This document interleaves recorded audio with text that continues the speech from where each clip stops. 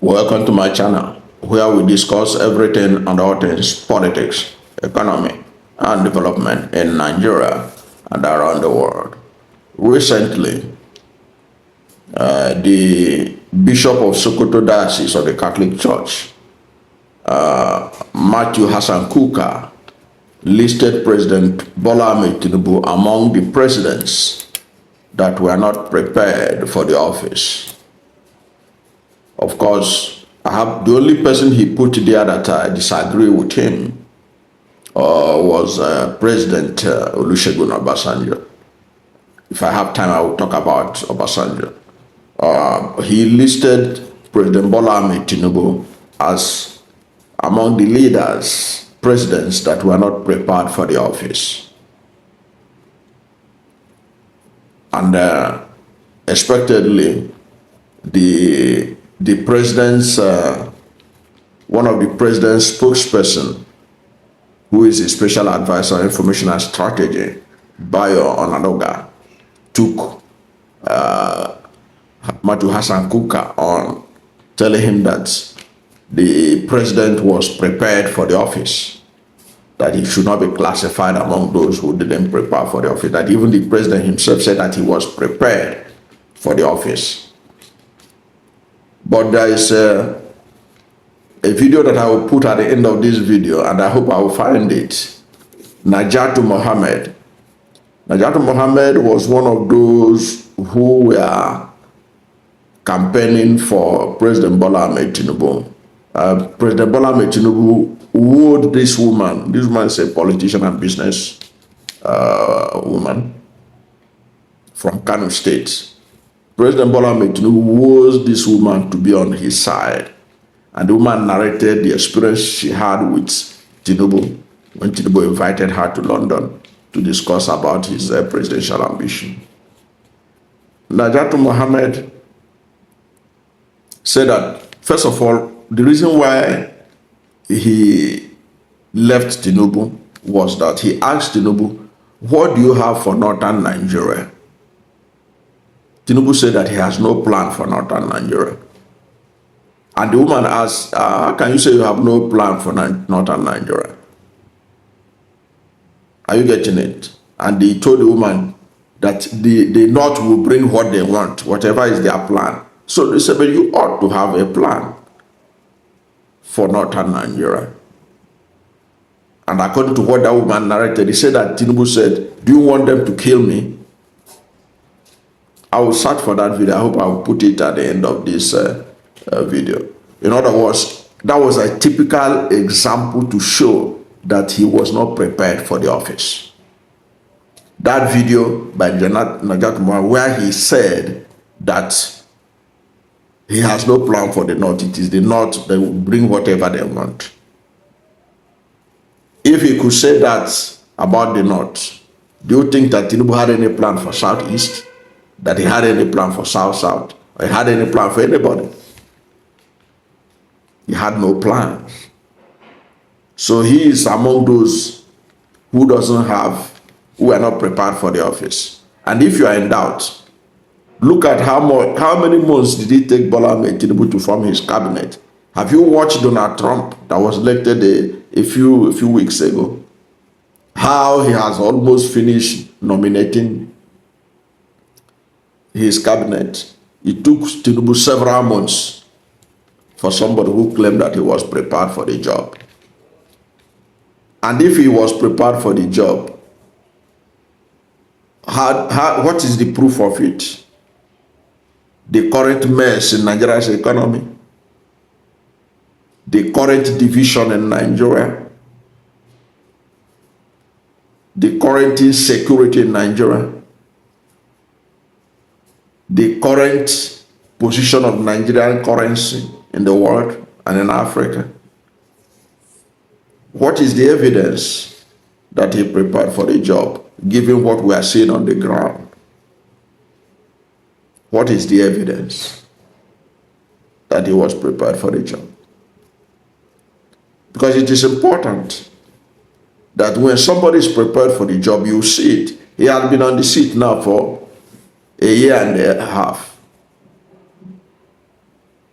What are the indications that he was prepared for the job? Is it being prepared for the job? Is it announcing that you have removed fuel subsidy from day one without making adequate preparation, and people are suffering because of that? And even the Financial Times of London and Washington and New York Times, they have all done detailed analysis of Tinubu's government and concluded rightly too that Nigeria is facing the worst economic crisis in a generation under him. Is that an indication of a leader who came to power prepared for the job? That is not a leader that was prepared. He was not prepared. Just as he was not prepared to be Lagos State governor. He was an accidental governor. We know the history of the person that would have gotten the nomination before Nadeko changed their mind, Nadeko leadership, and foisted him on Lagos people. So he was not, he's a typical example of people who are unprepared to be president. You can't equate him with Atiku Abubakar. Atiku Abubakar, you can say it for certainty that he is prepared to be president. You can't say the same thing with Peter Obi. Peter Obi was clear-eyed on what he would do as president. In fact, Peter Obi has blueprint on what he would want the North to look like and what he would want the South to look like. And he was saying it repeatedly, what he would do, what he would turn the North to, what he would turn the South to. He was clear-eyed.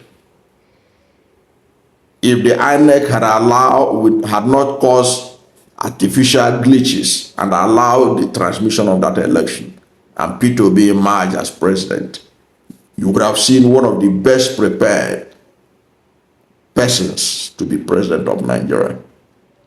That's for sure. That is for sure. And no matter the defense anybody is giving to President Bola Ahmed Tinubu, his performance on the job showed that he is unprepared. It doesn't matter what your CV said. It doesn't matter. Your CV can be as fanciful as anything. You can even broadcast your capacity. But when you are given the job, it will determine whether what is on your CV match your capacity on the job. That is the truth. President Bola Ahmed Tinubu has presented a CV claiming that he was ready for the job, that he is prepared for the job. Well, Nigerian people doubted his capacity. Out of the millions of Nigerians that voted, 15 million voted against him. They said, 15 million say, we don't think you can be president of Nigeria. Go away, we don't want you.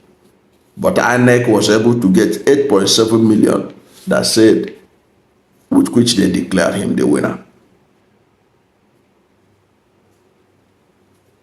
That's the reality.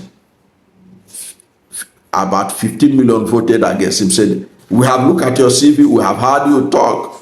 You don't qualify to be our president. And those 15 million, they were the 6.9 million that voted for Atiku, according to INEC. The one they were able to couple together after the switch off the transmission of result. 6.9 million said they don't want Tinubu. They voted for Atiku Abubakar. 6.1 million said they don't want Tinubu. They voted for Peter Obi. 1.4 million said they don't want Tinubu. They voted for Rabiu Musa Kwankwaso. Now, if you add all this, it's about 15 million votes that say we don't want Tinubu to be president. So they assess his CV. They assess the CV of Atiku Abubakar, Peter Obi, and Kwankwaso. And majority of Nigerians say we don't want Tinubu to be president. That was a general assessment by the Nigerian people after looking at the CVs of all of them. But he managed with INEC to emerge, and with the Supreme Court who confirmed INEC. And his performance have shown that he was ill prepared for the job. The records are there. The state of Nigeria's economy is there. The hardship in the country is there to bear witness that he was not prepared for the job. He was just as unprepared like several others who were unprepared to be president of Nigeria. But even those ones were humble enough that they were able to even do better than him. Because despite the fact that Goodluck Ebele Jonathan was not prepared for the job, he was not prepared. He didn't plan to be president. But once he got in there, he surrounded himself with people that knows, and not yes member, and not yes sir, like Tinubu, appointing all these people that had been with him as governor, who cannot tell truth to power. Okay, and you can see that Jonathan has better record than Buhari, than Tinubu, than anything that APC could offer, despite the fact that they call him clueless Jonathan. Now we have seen what it means to be clueless. And those who coined that word, clueless Jonathan, can't even know what to call what Tinubu and Buhari performed so far. You can't equate that with Obasanjo. Obasanjo was the best of the best that we have to offer. He was a nationalist. He wasn't tribalist. He wasn't a tribal bigot. He wasn't a religious bigot like all these APC people.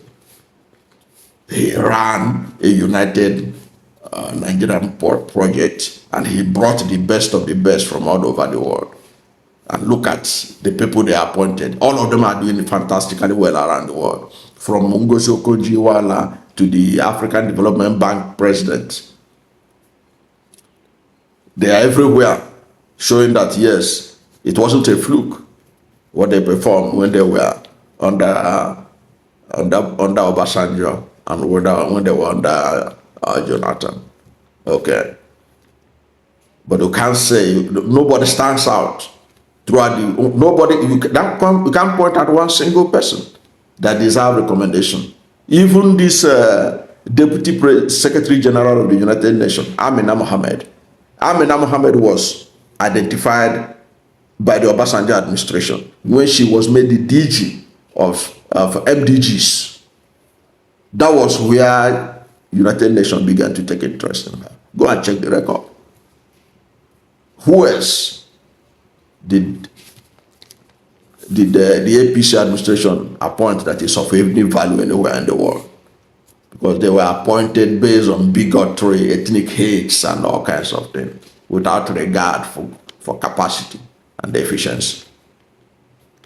So I don't see why the presidency even need to react to Kukah, knowing fully well that Kukah is saying the truth, especially in respect to Bola Ahmed Tinubu. Where I disagree with Kukah was putting Obasanjo there. They ought not to put Obasanjo there. Obasanjo was excellent. He was prepared for the job as a former head of state. And to date, he is the one that has written books, several books. I have never seen anywhere where they invited Buhari even to deliver any position paper anywhere in the world since he left office. And I doubt if anybody will invite him. That's how unprepared he was to be president. I don't know what you think about the president's reaction to Kukah classifying him as among the presidents who were unprepared for the job. Whatever is your position, let's hear from you at the comment section. Thank you for watching this video. And if you are new to my channel, you have not yet subscribed to my channel, please subscribe to my channel. Hit the subscription button, hit the notification bell. When you subscribe to my channel and hit the notification bell, anytime I have a new video, you'll be among the first to know. God bless you. And please don't forget to like this video, because when you like it, God will rank it high and recommend it for more people. Thank you, and God bless you and yours. I saw him that same night, and we sat.